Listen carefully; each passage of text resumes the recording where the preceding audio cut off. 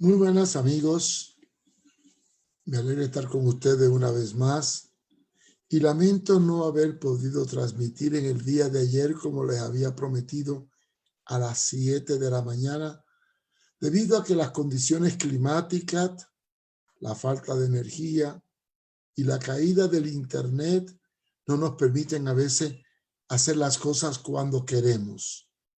Estamos sujetos a las condiciones del clima. Y aquí estamos en una montaña, en la montaña del Proyecto Victoria.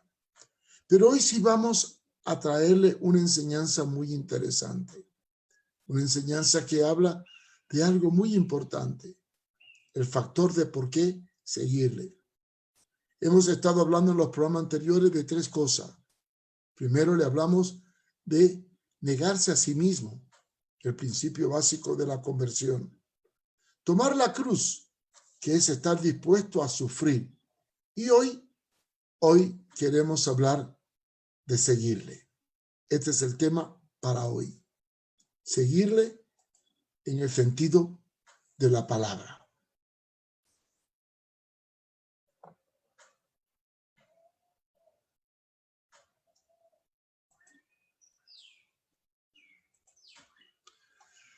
Seguirle es el llamado que hizo Jesucristo a la obediencia. Es el principio para poder aprender a ser obediente. Y vamos a entrar en hondo a este tema. ¿Qué quiso decir Jesús cuando al dar el llamado a su discípulo, después de negarse y tomar la cruz, le dijo, sígueme? Sí, porque si alguno quiere seguir en pos de mí, tiene que seguirme. ¿Qué envuelve el término seguirme? Bueno, el término seguirme, indudablemente que es un llamado a la obediencia. Sí. Jesús dijo, vosotros sois mis amigos si hacéis lo que yo os mando. Quiere decir que la condición de ser de Jesús, su amigo, su siervo, es hacer lo que Él nos manda. Pero, ¿qué envuelve el hacer lo que Él nos manda? Envuelve un rendimiento incondicional. Sí, incondicional. Lucas 14:26 dice, si alguno quiere venir y no aborrece, y voy a aclarar que la palabra aborrecer no es despreciar, sino amar menos, sino ama menos a su madre, padre, mujer, hijo y hermano y hermana y aún también su propia vida, no puede ser mi discípulo. ¿Qué quiso decir con esto? Que tiene que ponerlo a él en primer lugar, su señorío. Y en Mateo 10:37, ya es un poco la traducción un poco más suave.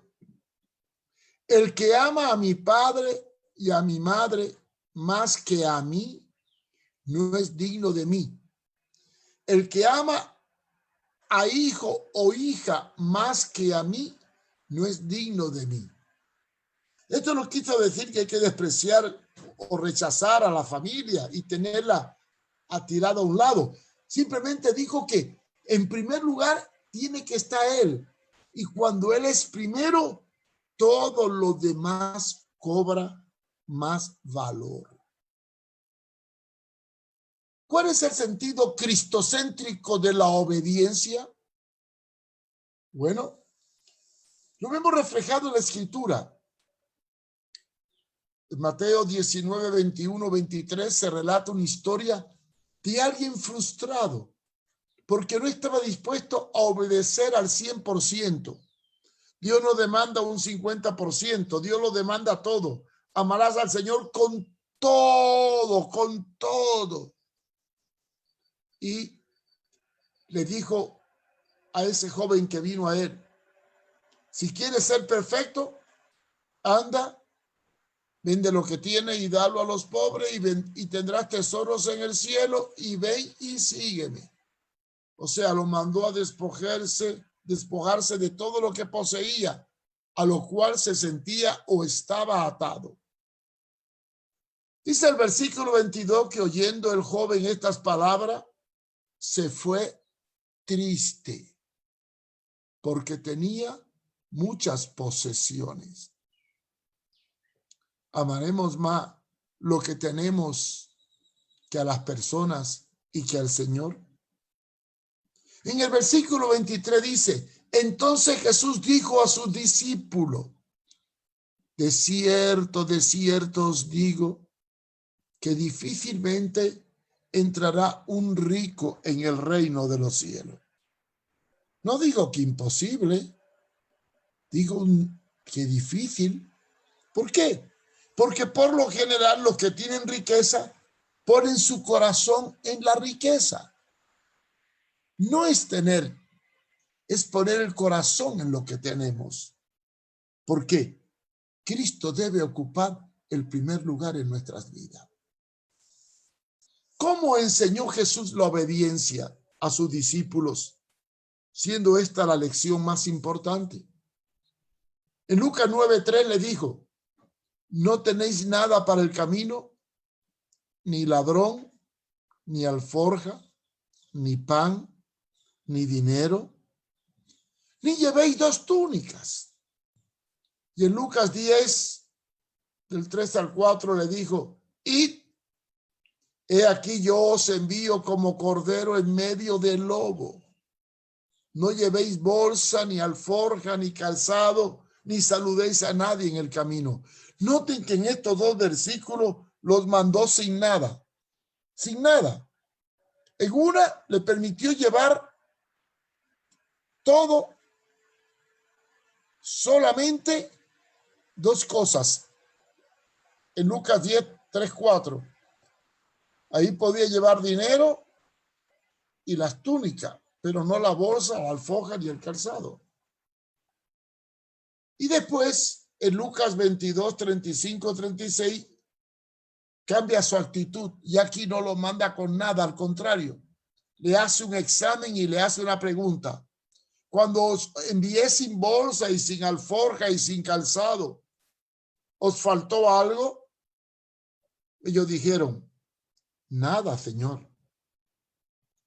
Entonces Jesús le dijo, pues ahora el que tiene bolsa, tómela y también la alforja. Y el que no tiene espada, venda su capa y compre una. Esta contradicción de mandarlo sin nada, después permitirle llevar algo y por último dejarle llevar todo, refleja el espíritu de sometimiento a una obediencia a la cual tenían que sujetarse, aprender a depender de las órdenes y no del capricho personal.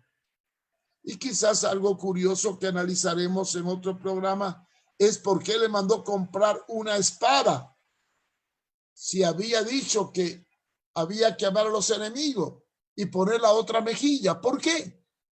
Bueno, simplemente estaba preparando el terreno para forjar el carácter de Pedro impetuoso, para que metiera la pata y cortara la oreja. Pero es un tema que vamos a tratar en otra ocasión. Lo que quiero resaltar aquí es que Dios probó a sus discípulos en la obediencia, no permitiéndole llevar nada. Después le permitió llevar algo y después le permitió llevar todo. Después sigue en el siguiente versículo hablando de la otra condición.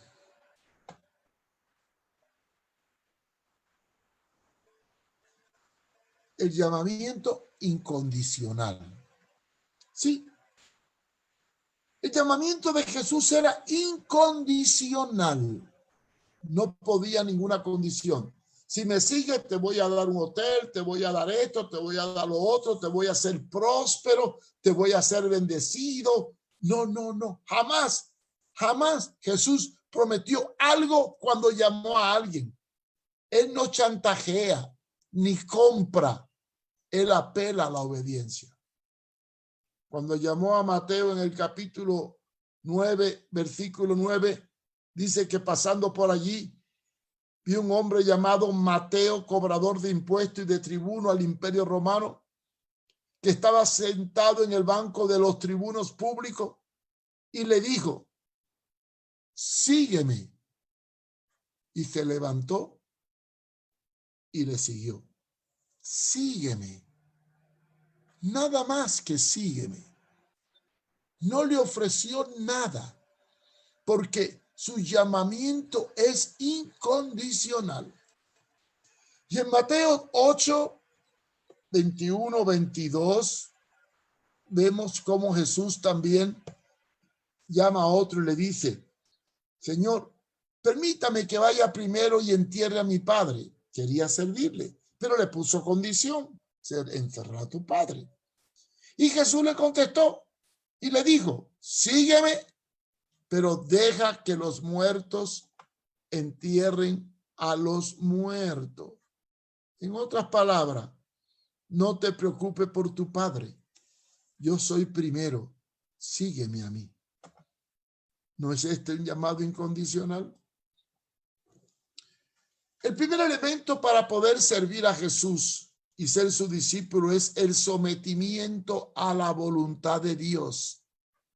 Y esto envuelve obediencia. Porque un llamado a la obediencia envuelve un sometimiento al señorío de Cristo, ya que no todo el que dice Señor, Señor, entrará en el reino de los cielos, sino aquel que hace la voluntad de mi Padre que está en los cielos. Por lo tanto, el llamado de Dios no tiene vuelta atrás. Es incondicional. Es irrevocable. Jesús le dijo una vez a su discípulo: ninguno que poniendo su mano en el arado mira para atrás es apto para el reino de Dios. Es apto para el reino de Dios. Lucas 9:62. ¿Y por qué? Porque cuando Dios llama, llama definitivamente. No hay opción. No hay revocación. Por eso Romanos 11:29 dice que el llamamiento de Dios es irrevocable. Así que, amigos, hermanos, la obediencia se desprende del concepto de convertirnos en siervo de Cristo. Y esa palabra siervo aparece mucho en el Antiguo y en el Nuevo Testamento. Y el que de vosotros quiera ser el primero será el siervo de todo. Esa es la enseñanza de Marcos 10:44. Y la palabra siervo viene del hebreo nahat, que significa joven, jovencito, y también del término obed, que es esclavo, sirviente, súbdito, servidor. En el término griego que fue escrito en el Nuevo Testamento, la palabra griega para siervo es doulo, y su traducción correcta es esclavo, sirviente, diáconos, ayudante, alguien que fue comprado para servir. Así que siervo es igual a esclavo. La esclavitud es la condición de las personas que están bajo la propiedad de un dueño. En rigor, en todos los pueblos antiguos, esta institución fue considerada como un derecho de la gente.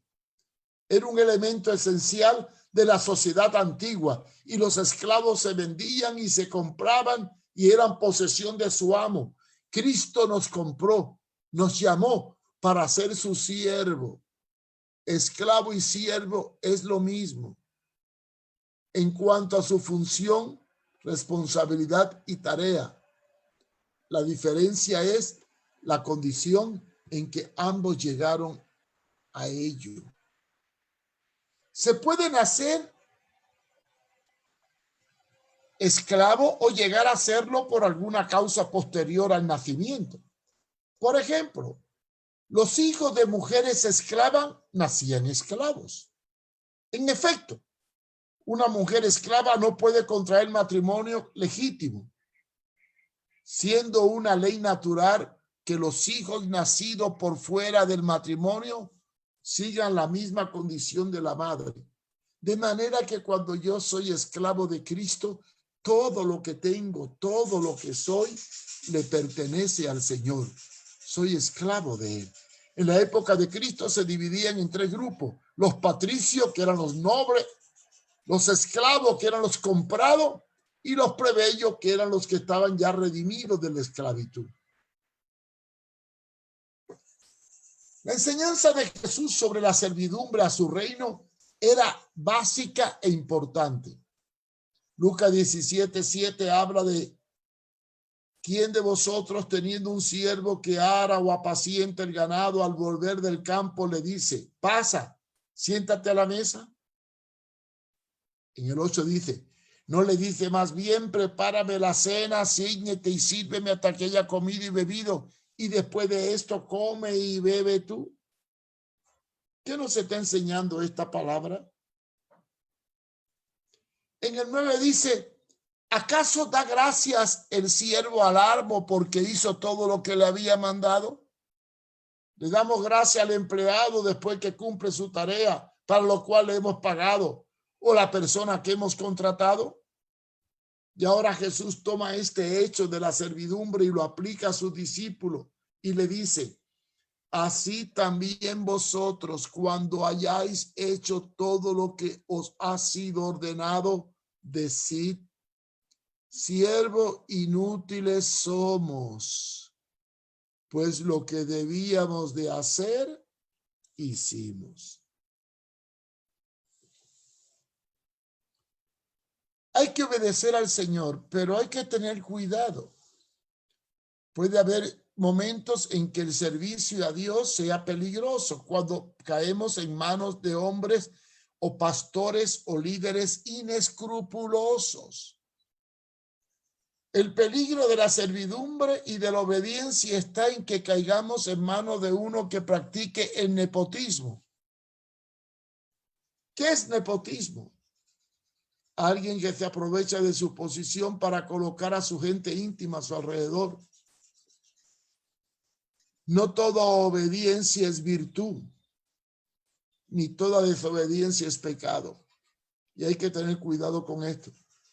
No toda obediencia es virtud. Hay que tener cuidado qué obedecemos y a quién obedecemos. Y no toda desobediencia es pecado. Desobedecer lo que Dios no ordenó es correcto.